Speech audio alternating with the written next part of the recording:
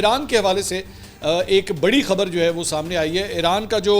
फुर्दो nuclear site था, उस हवाले से एक बड़ी अपडेट आई है और वो ये है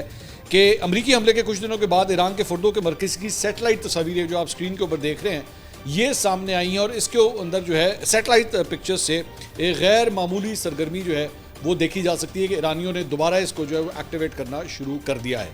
तस्वीर में नई सड़कें देखी जा सकती हैं जो उन मकामात तक बनाई गई हैं जहां अमरीकी बमों ने पहाड़ की चोटी को निशाना बनाया था। आपको याद होगा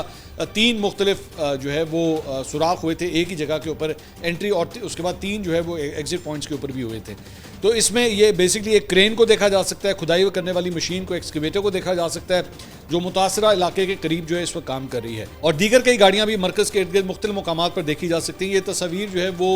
मिक्सर सेटेलाइट टेक्नोलॉजी के ज़रिए जो है वो ली गई हैं और ऐसा लगता है कि वो जो सुराख है जहाँ पर ये बमबारी की गई थी उसका जायज़ा लिया जा रहा है, उसको चेक किया जा रहा है कि कितना नुकसान हुआ है। ये जो मिसाइल्स फेंके गए 30,000 पाउंड वजनी जो बंकर बस्टर्स जो है वो फेंके गए थे, उसका अब इस वक्त जायज़ा लिया जा रहा है कि एक्चुअली उससे कितना नुकसान हुआ है। लेकिन ज़हन में रखिएगा कि अमेरिका के अपने अंदर जो है वो CNN ने भी ये रिपोर्ट किया और भी एक जरीदे ने ये रिपोर्ट किया कि इंटरनल रिपोर्ट्स जो आ रही हैं वो यही है कि बहुत ज़्यादा ईरान का नुकसान नहीं हुआ है। तो फिज़िकली भी अब ईरान ने दोबारा इस साइट को जो है वो उस पर काम दोबारा शुरू कर दिया है।